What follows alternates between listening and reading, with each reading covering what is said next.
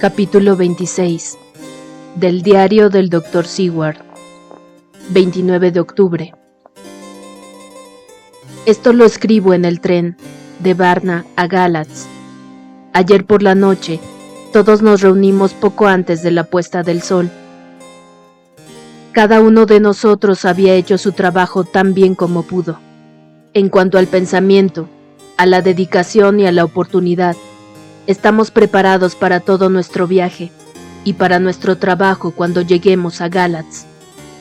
Cuando llegó el momento habitual, la señora Harker se preparó para su esfuerzo hipnótico. Y después de un esfuerzo más prolongado y serio de parte de Van Helsing, de lo que era necesario usualmente, la dama entró en trance. De ordinario, la señora hablaba con una sola insinuación, pero esa vez, el profesor tenía que hacerle preguntas y hacérselas de manera muy firme. Antes de que pudiéramos saber algo, finalmente, llegó su respuesta. No veo nada. Estamos inmóviles. No hay olas, sino un ruido suave de agua que corre contra la estacha. Oigo voces de hombres que gritan, cerca y lejos, y el sonido de remos en sus emplazamientos. Alguien dispara una pistola en alguna parte. El eco del disparo parece muy lejano. Siento ruido de pasos encima, y colocan cerca cadenas y sogas. ¿Qué es esto? Hay un rayo de luz. Siento el aire que me da de lleno. Aquí se detuvo.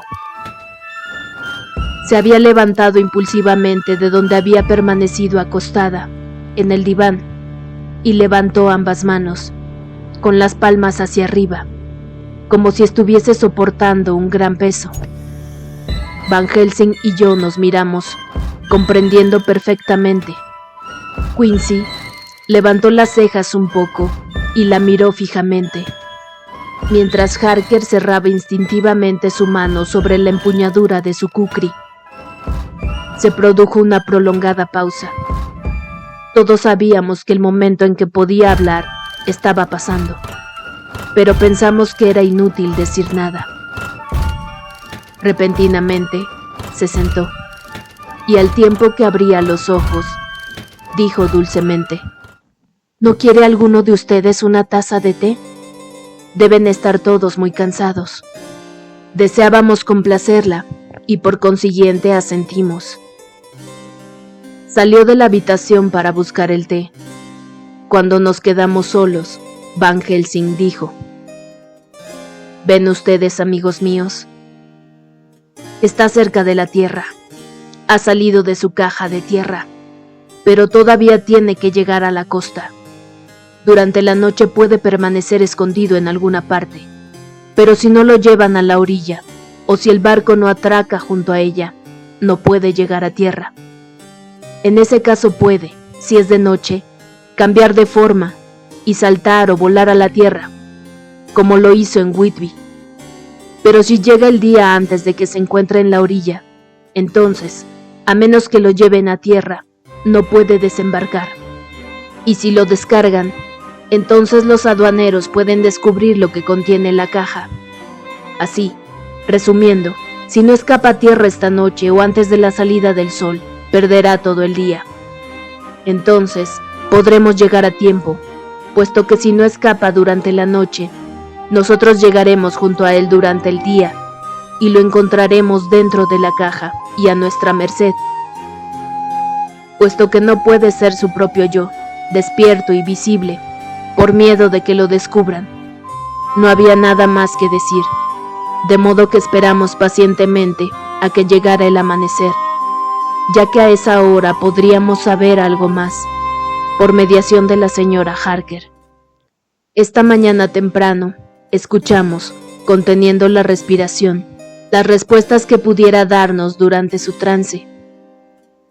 La etapa hipnótica tardó todavía más en llegar que la vez anterior, y cuando se produjo, el tiempo que quedaba hasta la salida del sol era tan corto, que comenzamos a desesperarnos. Van Helsing parecía poner toda su alma en el esfuerzo. Finalmente, Obedeciendo a la voluntad del profesor, la señora Harker dijo: «Todo está oscuro. Oigo el agua al mismo nivel que yo, y ciertos roces como de madera sobre madera». Hizo una pausa, y el sol rojizo hizo su aparición. Deberemos esperar hasta esta noche. Por consiguiente, estamos viajando hacia Galatz muy excitados y llenos de expectación. Debemos llegar entre las 2 y las 3 de la mañana, pero en Bucarest tenemos ya 3 horas de retraso, de modo que es imposible que lleguemos antes de que el sol se encuentre ya muy alto en el cielo. Así pues, tendremos todavía otros 2 mensajes hipnóticos de la señora Harker. Cualquiera de ellos o ambos pueden arrojar más luz sobre lo que está sucediendo.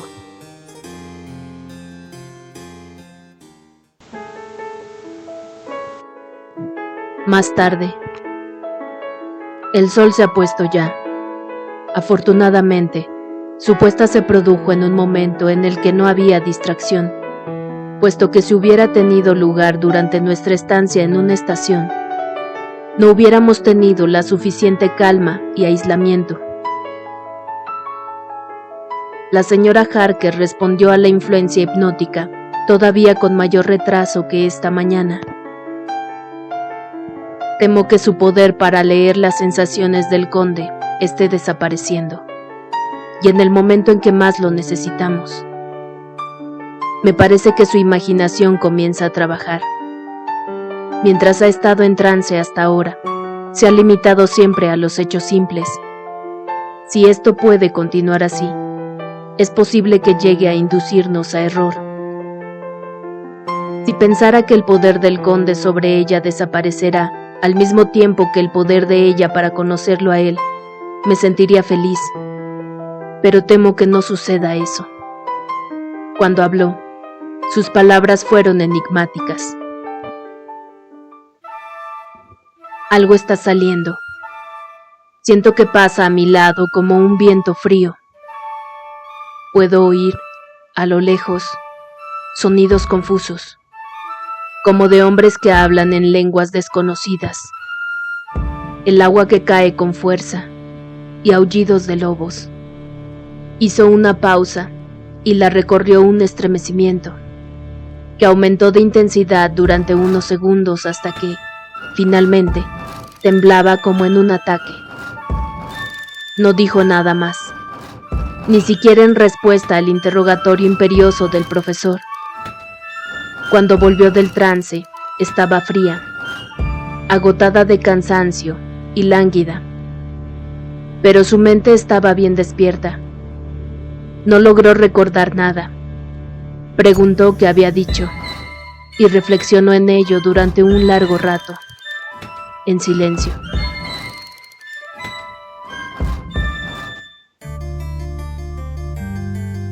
«30 de octubre, a las 7 de la mañana. Estamos cerca de Galatz ya, y es posible que no tenga tiempo para escribir más tarde.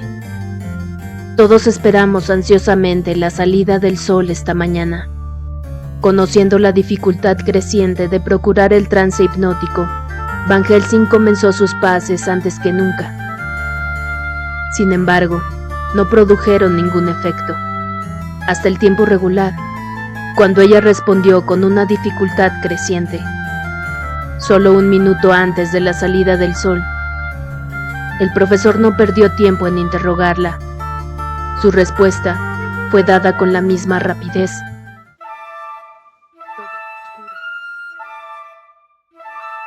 Todo está oscuro.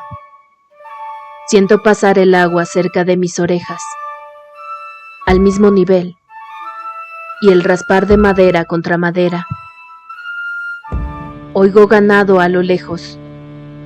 Hay otro sonido, uno muy extraño, como...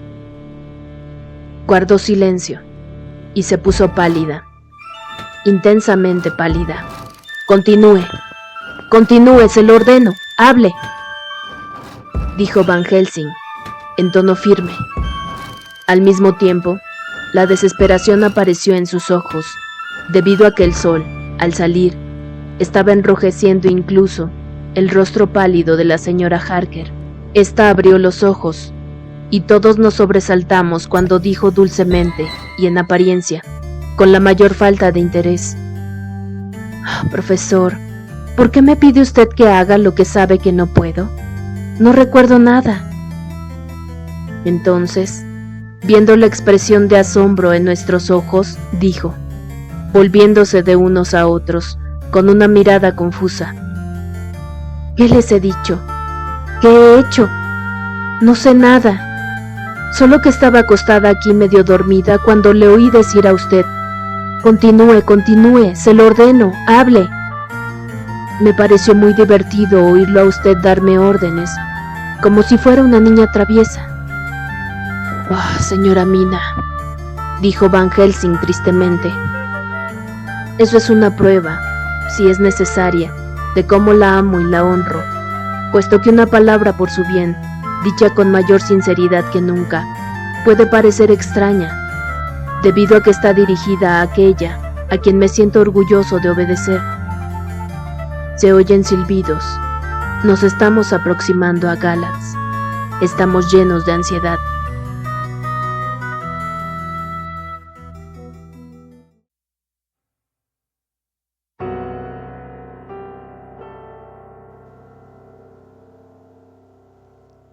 Del diario de Mina Harker, 30 de octubre.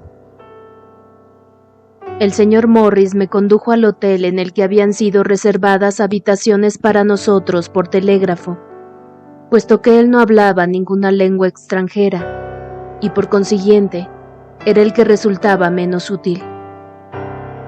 Las fuerzas fueron distribuidas en gran parte como lo habían sido en Varna, excepto que Lord Godalming fue a ver al vicecónsul, puesto que su título podría servirle como garantía inmediata en cierto modo ante el funcionario, debido a que teníamos una prisa extraordinaria.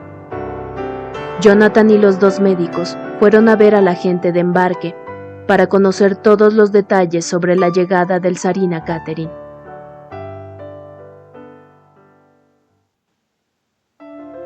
Más tarde.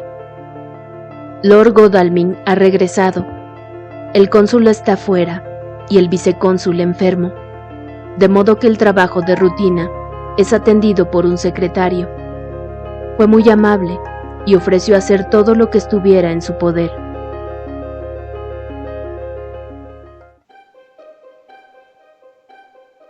Del diario de Jonathan Harker, 30 de octubre.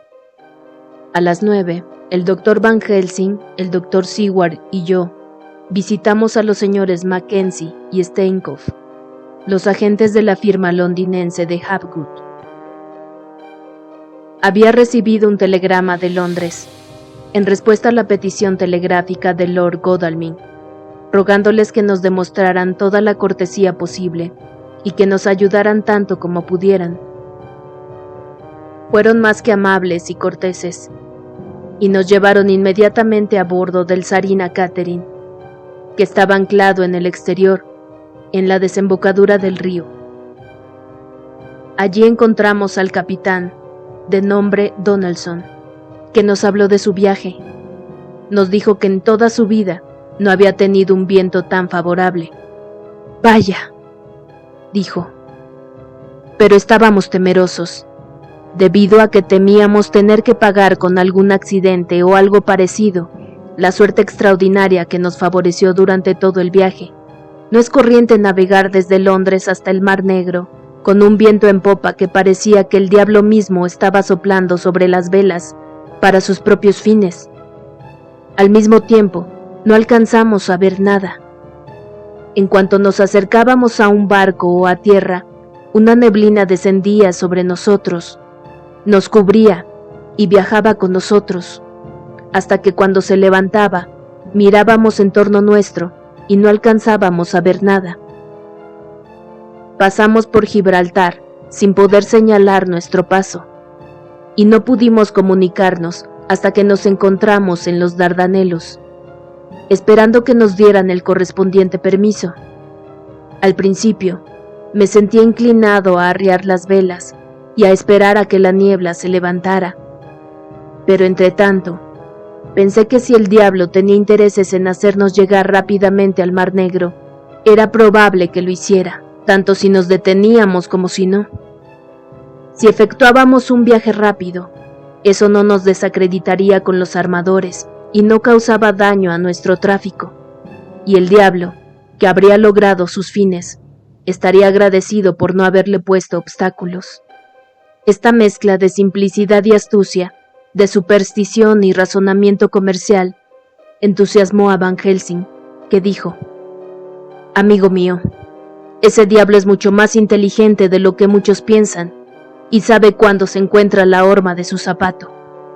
El capitán no se mostró descontento por el cumplido, y siguió diciendo: «Cuando pasamos el Bósforo, los hombres comenzaron a gruñir. Algunos de ellos, los rumanos, vinieron a verme, y me pidieron que lanzara por la borda una gran caja que había sido embarcada por un anciano de mal aspecto.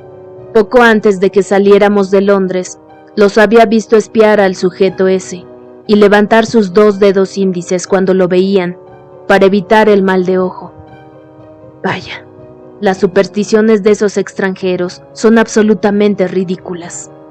Los mandé a que se ocuparan de sus propios asuntos rápidamente, pero como poco después nos encerró la niebla otra vez, sentí en cierto modo que quizá tuvieran un poco de razón, aunque no podría asegurar que fuera nuevamente la gran caja.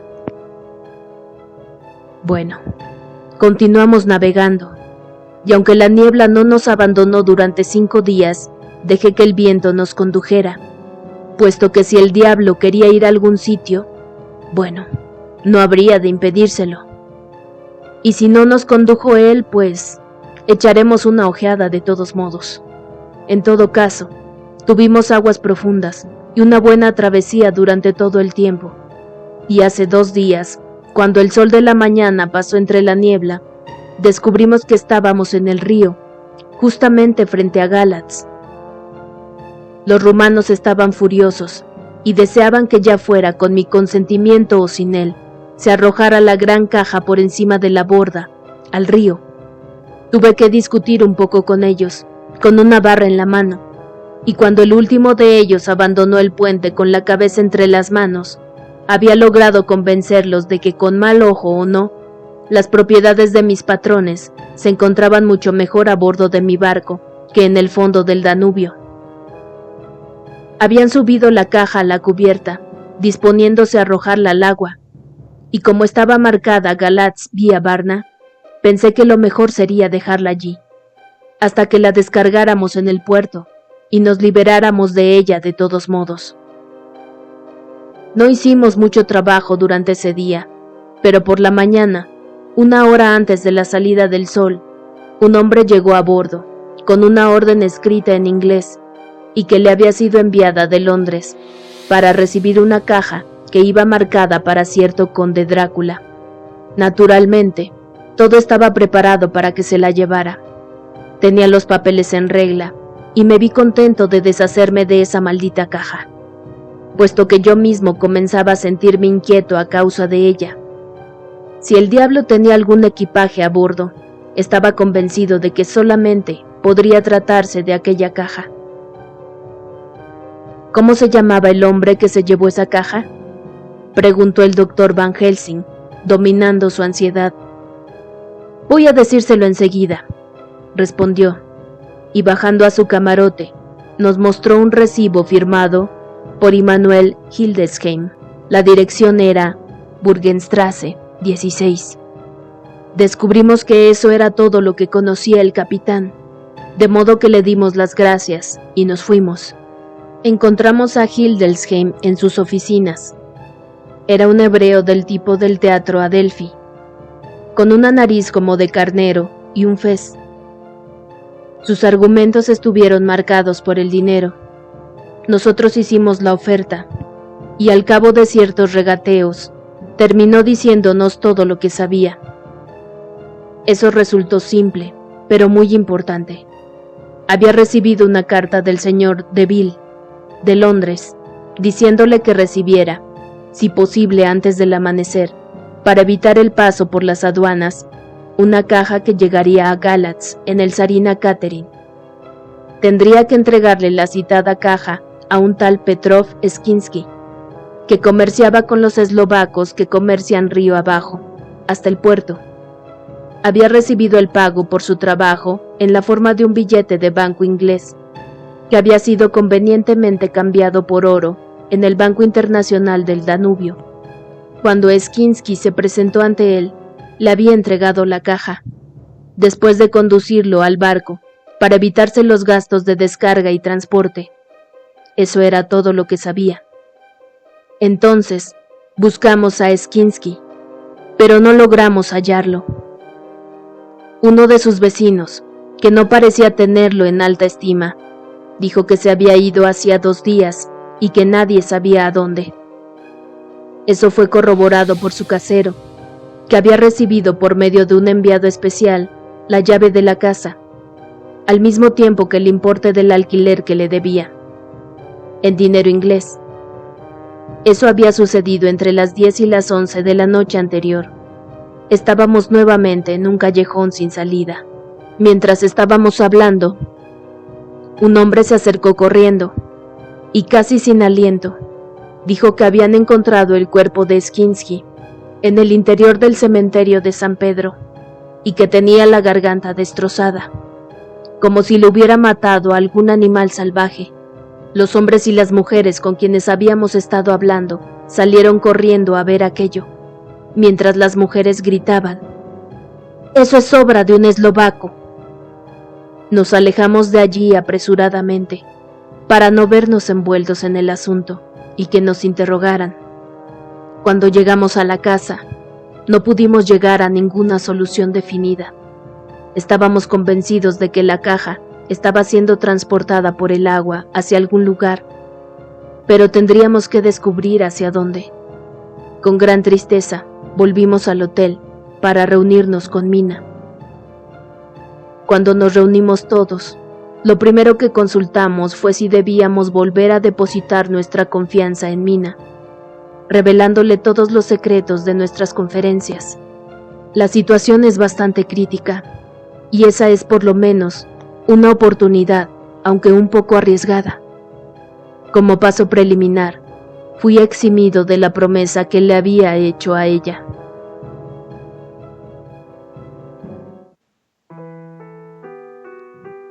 Del diario de Mina Harker, 30 de octubre, por la noche. Estaban todos tan cansados, desanimados y tristes, que no era posible hacer nada sin que antes descansaran. Por consiguiente, les pedí a todos que se acostaran durante media hora, mientras yo lo escribo todo, poniendo al corriente los diarios hasta el momento actual. Me siento muy agradecida hacia el inventor de la máquina de escribir portátil y hacia el señor Morris, que me consiguió esta. El trabajo se me hubiera hecho un poco pesado si hubiera tenido que escribirlo todo con la pluma. Todo está hecho. Pobre y querido Jonathan, cuánto ha sufrido y cuánto debe estar sufriendo todavía. Está tendido en el diván y apenas se nota que respire. Todo su cuerpo parece ser víctima de un colapso. Tiene el ceño fruncido y su rostro refleja claramente su sufrimiento. Pobre hombre. Quizá está pensando, y puedo ver su rostro arrugado a causa de sus reflexiones. Si pudiera serles de alguna utilidad, haré todo lo posible. Le he preguntado al Dr. Van Helsing y él me ha entregado todos los papeles que no he visto aún. Mientras ellos descansan, voy a examinar cuidadosamente todos los documentos y es posible que llegue a alguna conclusión. Debo tratar de seguir el ejemplo del profesor y pensar sin prejuicios en los hechos que tengo ante mí. Creo que, gracias a la divina providencia, he hecho un descubrimiento. Tengo que conseguir un mapa para verificarlo. Estoy más segura que nunca de que tengo razón. Mi nueva conclusión está preparada, de modo que tengo que reunir a todos nuestros amigos para leérsela. Ellos podrán juzgarla. Es bueno ser precisos, y todos los minutos cuentan.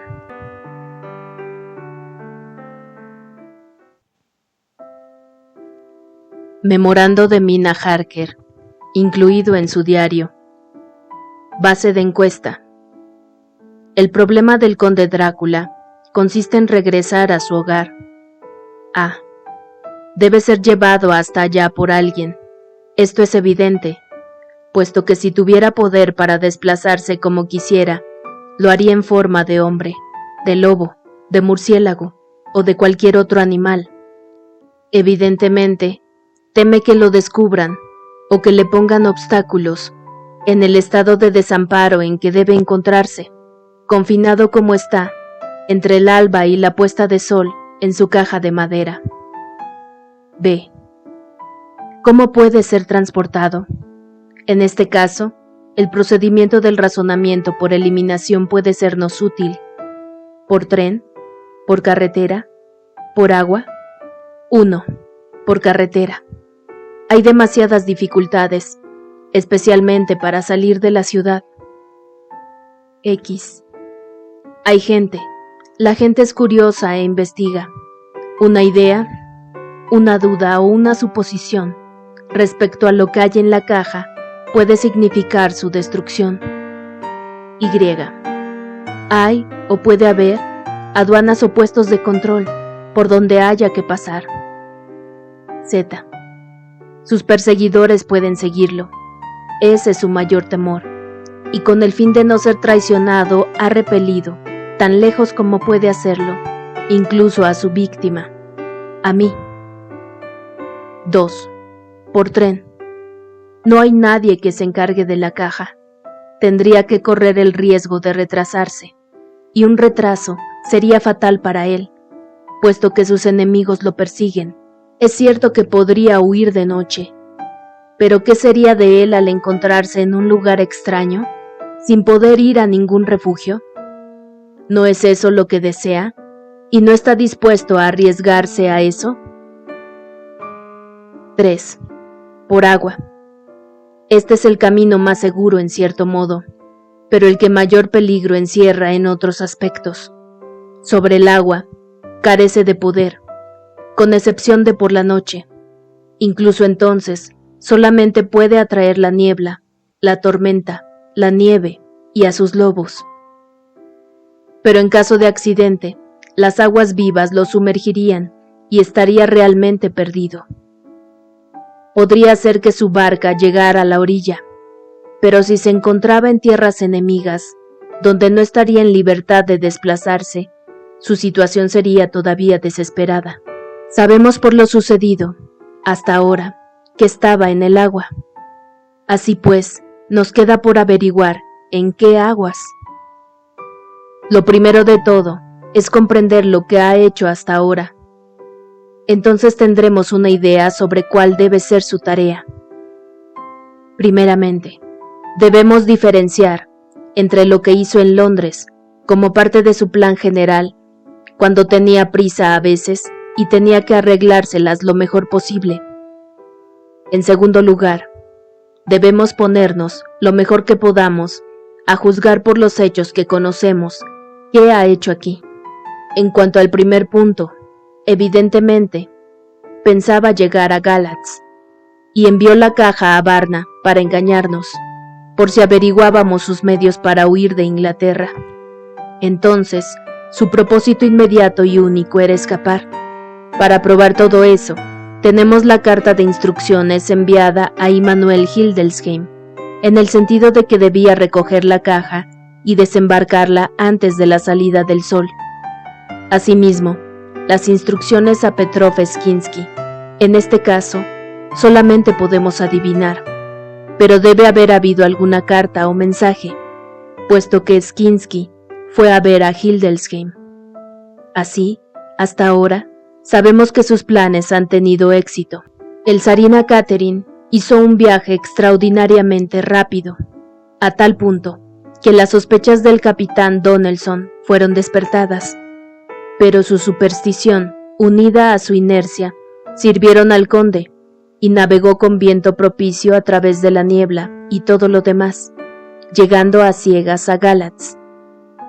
Ha sido probado que las disposiciones del conde han sido bien tomadas. Hildesheim recibió la caja, la sacó del barco y se la entregó a Skinsky. Este la tomó, y aquí es donde se pierde la pista. Solamente sabemos que la caja se encuentra en algún lugar, sobre el agua, desplazándose. La aduana y la oficina de consumos, si existe, han sido evitadas. Ahora llegamos a lo que el conde debió hacer después de su llegada a tierra, en Galatz. La caja le fue entregada a Skinsky antes de la salida del sol. Al salir el conde podía aparecerse en su verdadera forma.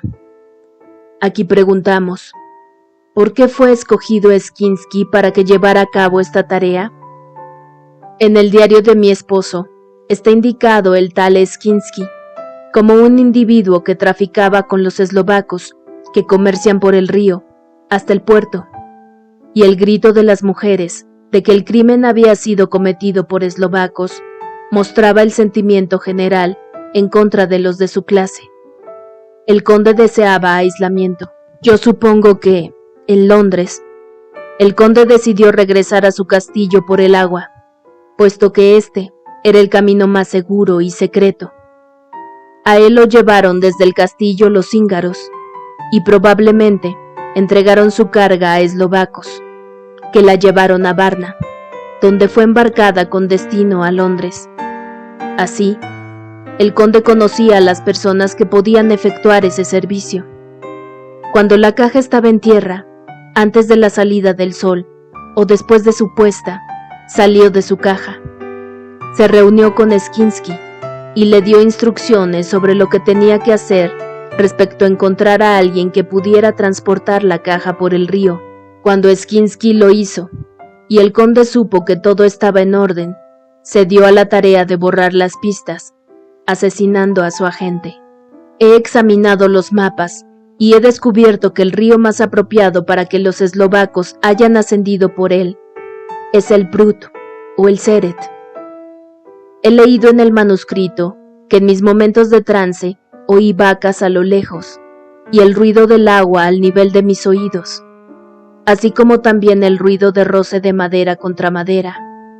Entonces, eso quiere decir que el conde, en su caja, viajaba sobre el río, en una barca abierta, impulsada probablemente por medio de remos o flotadores, ya que los barcos se encuentran cerca y navega contra la corriente. No se producirían esos ruidos si avanzara al mismo tiempo que la corriente. Naturalmente, debe tratarse ya sea del Seret o del Prut. Pero en este punto, podemos investigar algo más. El Prut es el más fácil para la navegación, pero el Seret, en Fundu, recibe al Bistritza, que corre en torno al paso Borgo. La curva que describe se encuentra manifiestamente tan cerca del castillo de Drácula como es posible llegar por agua.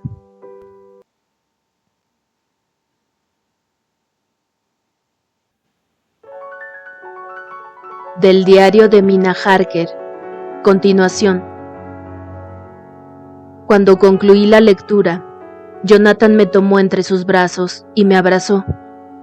Los demás me tomaron de ambas manos, me sacudieron, y el doctor Van Helsing dijo: Nuestra querida señora Mina es, una vez más, nuestra maestra. Sus ojos se han posado en donde nosotros no habíamos visto nada. Ahora, estamos nuevamente sobre la pista, y esta vez podemos triunfar. Nuestro enemigo se encuentra en su punto más débil, y si podemos alcanzarlo de día, sobre el agua, nuestra tarea habrá concluido.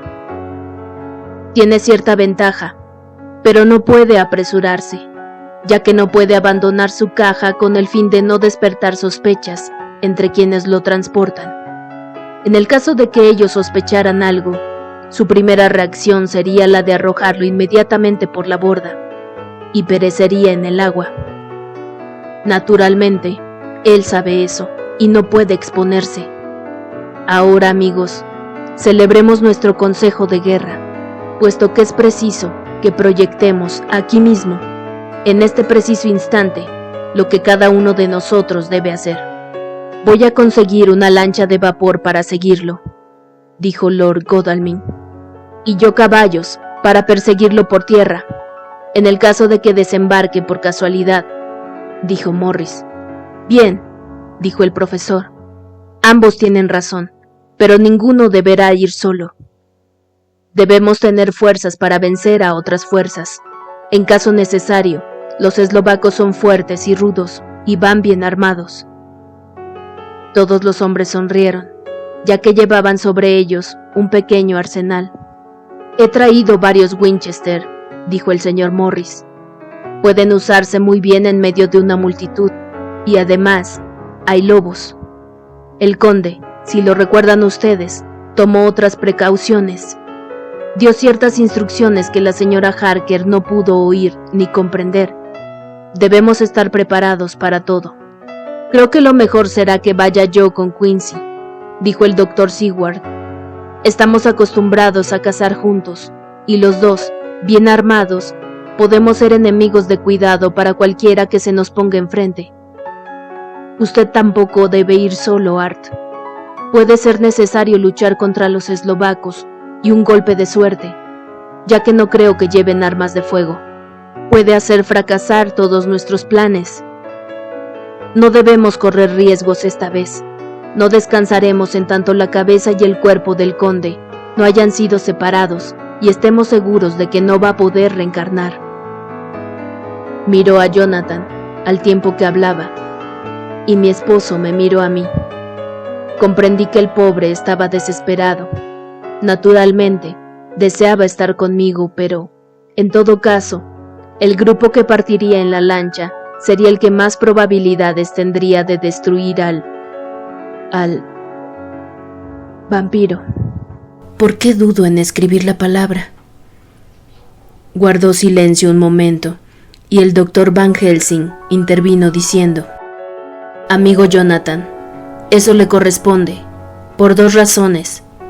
Primeramente, porque es usted joven, valeroso y puede pelear. Todas las fuerzas pueden ser necesarias en el momento final. Además, tiene usted el derecho a destruirlo, puesto que tanto les ha hecho sufrir a usted y a los suyos. No tema por la señora Mina. Yo la cuidaré, si puedo. Soy viejo, y mis piernas no me permiten correr ya como antes. Además, no estoy acostumbrado a cabalgar un trecho tan prolongado para perseguir al conde, como puede ser necesario, ni a luchar con armas mortales, y puedo morir, si es necesario, también como los hombres más jóvenes. Déjenme decirles que lo que deseo es lo siguiente. Mientras usted, Lord Godalming y nuestro amigo Jonathan avanzan con tanta rapidez en su hermosa lancha de vapor, y mientras John y Quincy guardan la ribera, donde por casualidad puede haber desembarcado Drácula, voy a llevar a la señora Mina exactamente al territorio del enemigo, mientras el viejo zorro se encuentra encerrado en su caja, flotando en medio de la corriente del río, donde no puede escapar a tierra y donde no puede permitirse levantar la cubierta de su caja, debido a que quienes lo transportan lo arrojarían al agua y lo dejarían perecer en ella. Debemos seguir la pista recorrida por Jonathan, desde Bistritz, sobre el Borgo, y tenemos que encontrar el camino hacia el castillo del conde de Drácula. Allí, el poder hipnótico de la señora Mina podrá ayudarnos seguramente, y nos pondremos en camino, que es oscuro y desconocido. Después del primer amanecer inmediato a nuestra llegada a las cercanías de ese tétrico lugar. Hay mucho que hacer y otros lugares en que poder santificarse para que ese nido de víboras sea destruido. En ese momento, Jonathan lo interrumpió, diciendo ardientemente: ¿Quiere usted decir, profesor, que va a conducir a Mina, en su triste estado y estigmatizada como está, con esa enfermedad diabólica, a la guarida del lobo para que caiga en su trampa mortal? De ninguna manera, por nada del mundo. Durante un minuto perdió la voz y continuó más adelante. ¿Sabe usted cómo es ese lugar? ¿Ha visto usted ese terrible antro de infernales infamias, donde la misma luz de la luna está viva y adopta toda clase de formas, y en donde toda partícula de polvo es un embrión de monstruo? ¿Ha sentido usted los labios del vampiro sobre su cuello? Se volvió hacia mí, fijó los ojos en mi frente y levantó los brazos gritando: «Dios mío, ¿qué hemos hecho para que hayas enviado este horror sobre nosotros?», y se desplomó sobre el diván, sintiéndose destrozado. La voz del profesor, con su tono dulce y claro, que parecía vibrar en el aire, nos calmó a todos. «Amigo mío, es porque quiero salvar a la señora Mina de ese horror, por lo que quiero llevarla allí. Dios no permita que le introduzca en ese lugar. Hay cierto trabajo, un trabajo terrible que hay que hacer allí, y que los ojos de ella no deben ver. Todos los hombres presentes, excepto Jonathan, hemos visto qué vamos a tener que hacer antes de que ese lugar quede purificado. Recuerde que nos encontramos en medio de un peligro terrible. Si el conde huye de nosotros esta vez, y hay que tener en cuenta que es fuerte, inteligente y hábil, puede desear dormir durante un siglo, y a su debido tiempo, nuestra querida dama me tomó de la mano. Irá a su lado para acompañarlo, y será como las otras que vio usted, Jonathan. Nos ha descrito usted todo lo referente a sus labios glotones y a sus risas horribles, cuando se llevaban el saco que se movía y que el conde les había arrojado. Usted se estremece, pero es algo que puede suceder. Perdone que le cause tanto dolor, pero es necesario. Amigo mío, ¿no se trata de una empresa en la que probablemente tendré que perder la vida? En el caso de que alguno de nosotros deba ir a ese lugar para quedarse, tendré que ser yo, para hacerles compañía. Haga lo que guste», dijo Jonathan, con un sollozo que hizo que temblara todo su cuerpo. «Estamos en las manos de Dios».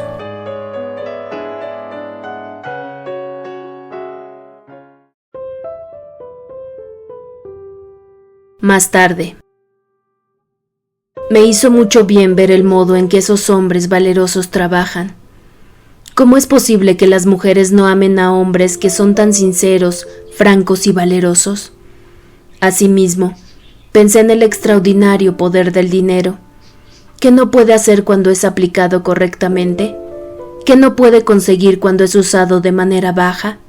Me siento muy contenta de que Lord Godalming sea tan rico y de que tanto él como el señor Morris, que posee también mucho dinero, estén dispuestos a gastarlo con tanta liberalidad, ya que, de no ser así, nuestra expedición no hubiera podido ponerse en marcha, ni tan rápidamente ni con tan buen equipo, como va a hacerlo dentro de otra hora. No han pasado todavía 3 horas desde que se decidió qué parte íbamos a desempeñar cada uno de nosotros, y ahora Lord Godalming y Jonathan tienen una hermosa lancha de vapor y están dispuestos a partir en cualquier momento.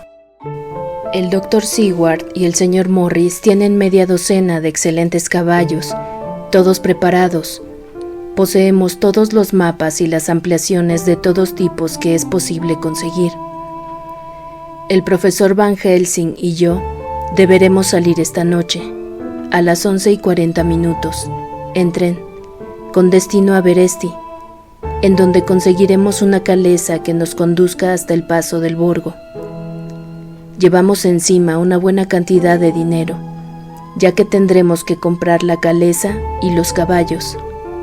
Deberemos conducirla nosotros mismos, puesto que no hay nadie en quien podamos confiar en este caso. El profesor conoce muchas lenguas, de modo que podremos salir adelante sin demasiadas dificultades. Todos tenemos armas, e incluso me consiguieron a mí un revólver de cañón largo. Jonathan no se sentía tranquilo, a menos que fuera armada como el resto de ellos. Pero no puedo llevar un arma que llevan los demás. El estigma sobre mi frente me lo prohíbe. El querido Dr. Van Helsing me consuela. diciéndome que estoy bien armada, puesto que es posible que encontremos lobos. El tiempo se está haciendo cada hora que pasa más frío, y hay copos de nieve que flotan en el aire, como malos presagios.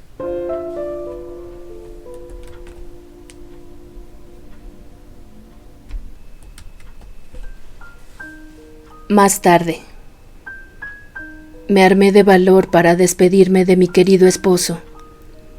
Es posible que no volvamos a vernos nunca más. Valor, Mina. El profesor te está mirando fijamente, y esa mirada es una advertencia.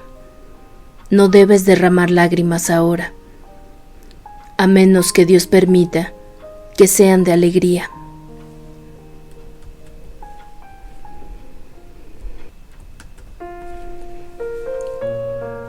Del diario de Jonathan Harker, 30 de octubre, por la noche.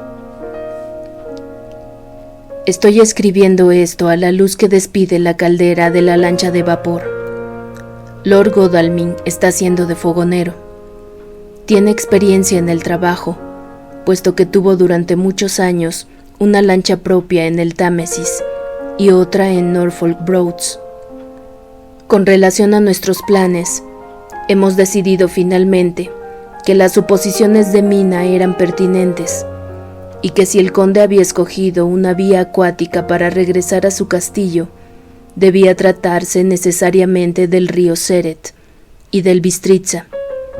Supusimos que en algún lugar, cerca del grado 47 de latitud norte, sería el escogido para atravesar el país entre el río y los Cárpatos. No teníamos miedo de avanzar a buena velocidad sobre el río, en plena noche. El agua es profunda y las orillas están lo suficientemente separadas de nosotros como para que podamos navegar tranquilamente y sin dificultades, incluso en la oscuridad. Lord Godalming me dice que duerma un rato, que es suficiente por el momento que se quede uno de nosotros de guardia. Pero no puedo dormir. ¿Cómo iba a poder hacerlo? Con el terrible peligro que pesa sobre mi querida esposa, y al pensar que se dirige hacia ese maldito lugar. Mi único consuelo es que estamos en las manos de Dios. Lo malo es que, con esa fe, sería más fácil morir que continuar viviendo, para terminar de una vez con todas estas preocupaciones. El señor Morris y el doctor Seward salieron para hacer su enorme recorrido a caballo, antes de que nosotros nos pusiéramos en marcha.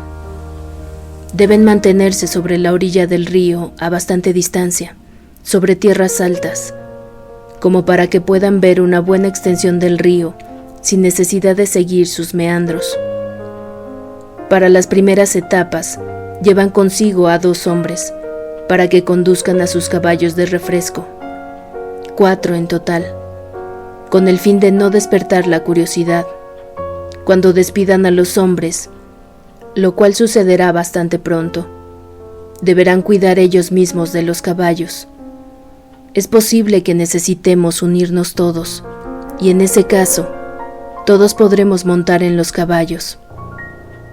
Una de las sillas de montar tiene un pomo móvil, que puede adaptarse para Mina, en caso necesario.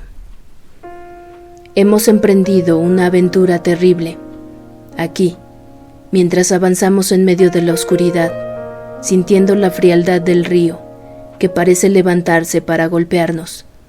Rodeados de todas las voces misteriosas de la noche, vemos todo claramente.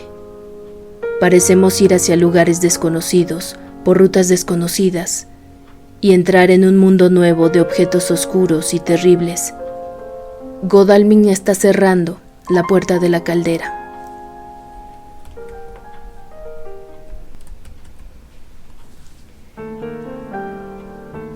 ...31 de octubre... Continuamos avanzando a buena velocidad.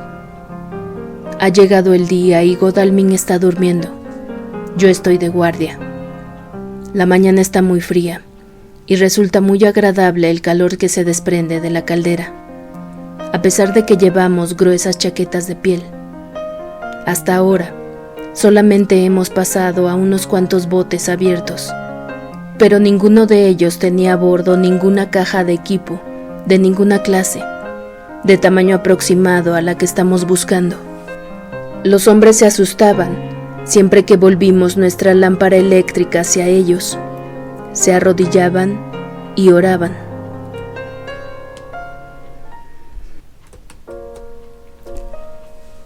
Primero de noviembre, por la noche.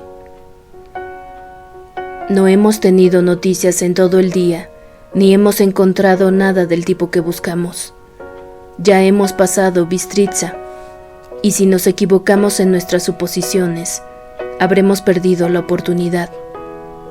Hemos observado todas las embarcaciones, grandes y pequeñas. Esta mañana, temprano, la tripulación de uno de ellos creyó que éramos una nave del gobierno, y nos trató muy bien.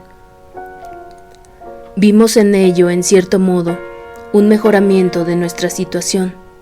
Así, en Fundu, donde el Bistritza converge en el Seret, conseguimos una bandera rumana que ahora llevamos en la proa. Este truco ha tenido éxito en todos los botes que hemos encontrado a continuación. Todos nos han mostrado una gran deferencia, y nadie ha objetado nada sobre lo que deseábamos inspeccionar o preguntar. En Fundu no logramos noticias sobre ningún barco semejante, de modo que debió pasar por allí de noche. Siento mucho sueño. El frío me está afectando quizá, y la naturaleza necesita reposar de vez en cuando. Godalming insiste en que él se encargará del primer cuarto de guardia. Dios lo bendiga por todas sus bondades para con Mina y conmigo.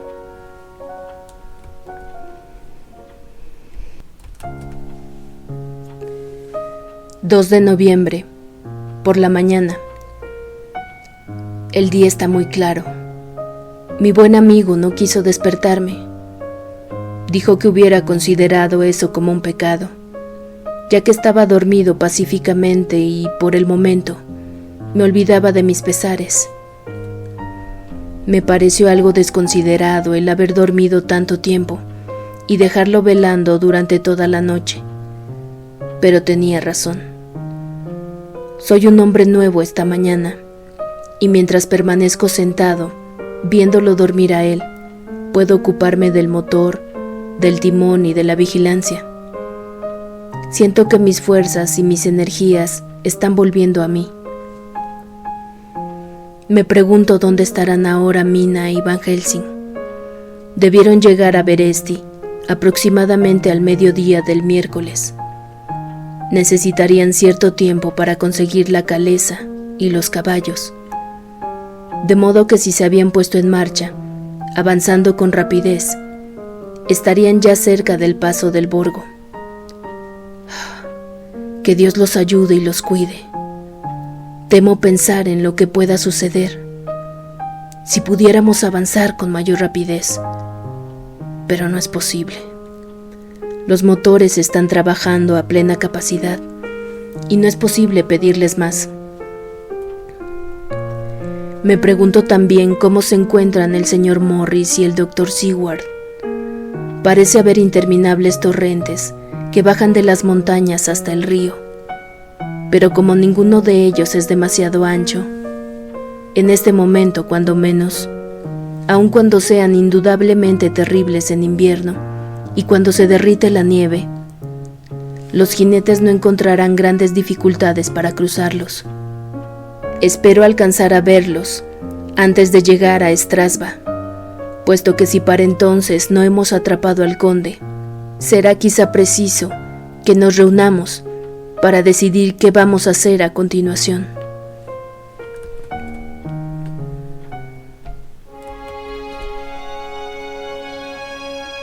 Del diario del Dr. Seward, 2 de noviembre. Llevamos 3 días galopando. No hay nada nuevo, y de todos modos, no hubiera tenido tiempo para escribir nada, en caso de que hubiera habido algo. Solamente tomamos los descansos necesarios para los caballos, pero ambos lo estamos soportando muy bien.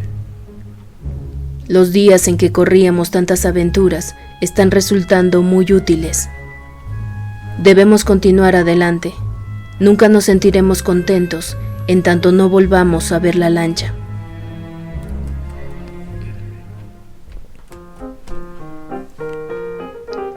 «3 de noviembre.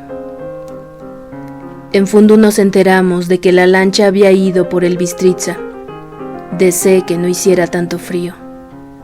Había señales de que nevaría, y si la nieve cayera con mucha fuerza, nos detendría. En ese caso, tendremos que conseguir un trineo para continuar, al estilo ruso.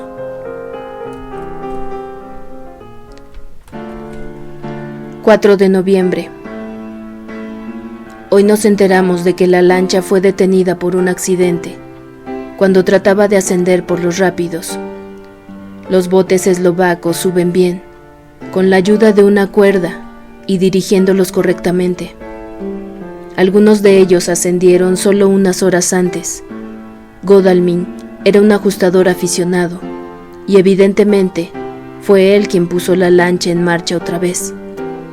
Finalmente, consiguieron cruzar los rápidos, con ayuda de los habitantes, y acaban de emprender la marcha, descansados.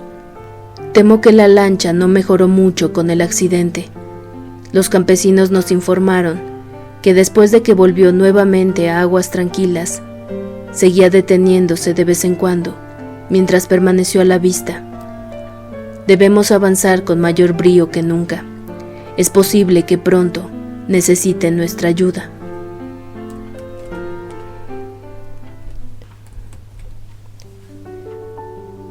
Del diario de Mina Harker, 31 de octubre. Llegamos a Beresti por la tarde. El profesor me dice que esta mañana, al amanecer, a duras penas pudo hipnotizarme, y que todo lo que pude decir fue oscuro y tranquilo. Ahora está fuera, comprando una calesa y caballos. Dice que más tarde tratará de comprar más caballos, de manera que podamos cambiarlos en el camino. Nos quedan todavía 110 kilómetros por recorrer. El paisaje es precioso y muy interesante. Si nos encontráramos en diferentes circunstancias, qué encantador resultaría contemplar todo esto. Si Jonathan y yo viajáramos solos por estas tierras, qué placer sería. Podríamos detenernos, veríamos a la gente, aprenderíamos algo sobre ella y llenaríamos nuestras mentes con todo lo pintoresco y el colorido del campo salvaje y hermoso y las personas tan singulares, pero...